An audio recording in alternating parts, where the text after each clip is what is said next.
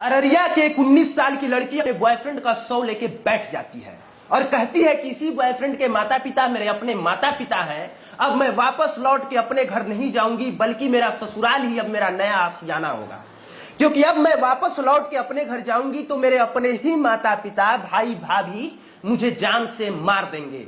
मैं अब ताउम्र जिंदगी अपनी छोटू की विधवा बन के गुजार दूंगी। जानते हैं सर, अररिया से वायरल हो रहे इस तस्वीर और इस तस्वीर के पीछे की कहानी क्या है? दरअसल ये कहानी अररिया के रानीगंज थाना के खरसाही पंचायत की है, जहां की रहने वाली 19 साल की एक लड़की जिसका नाम आरती है, वो प्यार करने लगी थी एक लड़के से।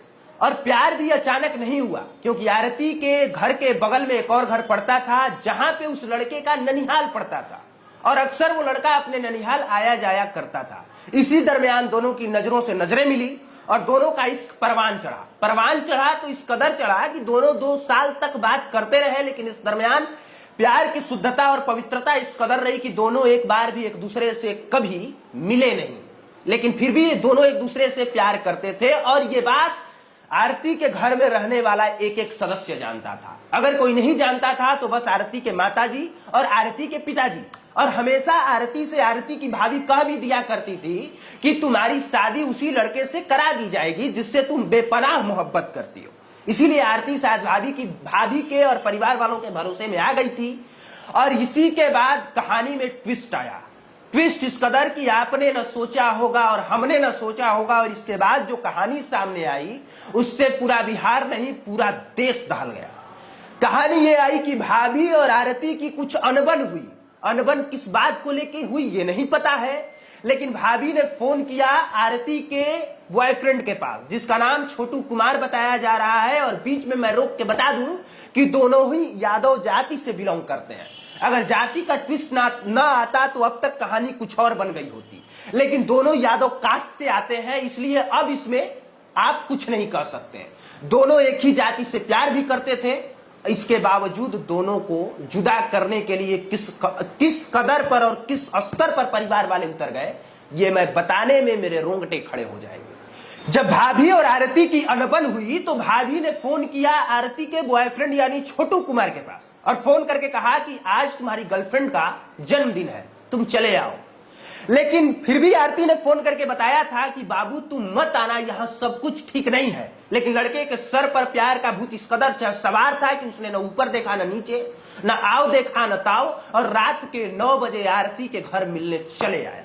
और जब दोनों बैठ के आपस में गपशप कर रहे थे, उसी दरमियान भाभी ने अपने ही घर में हो हल्ला और शोर मचाना शुरू कर दिया। उसने ये बताया कि ये देखिए किसी गलत इरादे से कोई लड़का हमारे घर में घुस आया है। इसके बाद जो वही हुआ जिसकी कल्पना कोई नहीं कर सकता। घर वाले उठे जगे और बिना कोई बात सुने जाने बुझे लड़के को पीटना मारना शुरू कर दिया। लड़की चिल्लाती रही, लड़की बताती रही, लेकिन लड़की की कहानी सुनने के लिए कोई तैयार नहीं था। लड़की की भाभी और बहनोई मिलके उस लड़के को मारा गया। और जब लड़की बचाने का प्रयास करने लगी तो लड़की को दूसरे कमरे में ले जाके बंद कर दिया गया और लड़के को दूसरे कमरे में।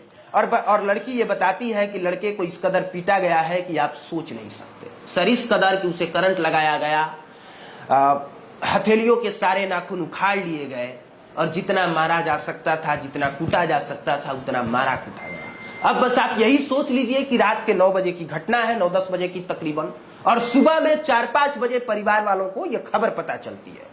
जब परिवार वाले आते हैं तो वहां भी बहुत तमाशा होता है। और इसके बाद पुलिस आती है तो लड़के के शव को अपने कब्जे में लेती है और ले जाके अस्पताल में पोस्टमार्टम के लिए ले जाती है। और जब पुलिस लड़के के शव को लेके जा रही थी तब लड़की भी साथ में जाने के लिए तैयार हो गई।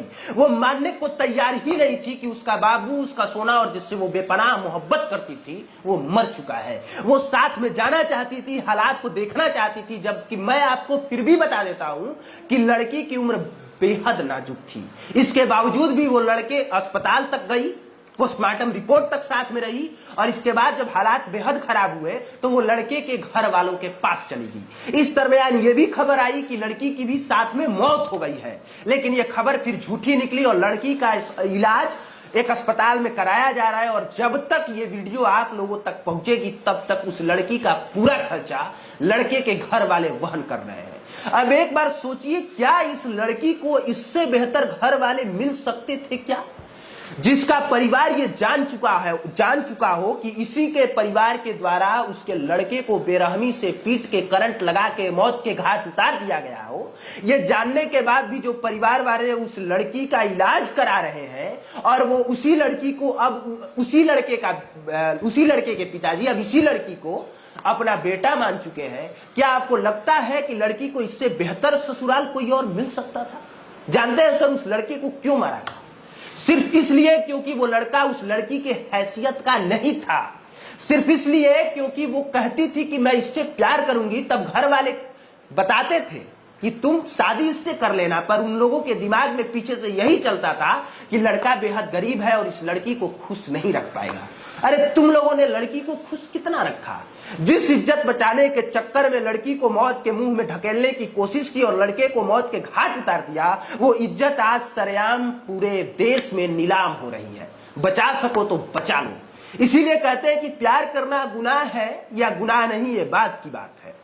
लेकिन ये सोचने वाली बात है कि जब गुस्से में, जब प्री प्लान करके आप इस तरह का कोई काम करते हैं और ये सोच के करते हैं कि हम ये करेंगे तो हमारी इज्जत और साख बची रहेगी, तब के बाद ये होता है जो इस लड़की के मामले में हुआ।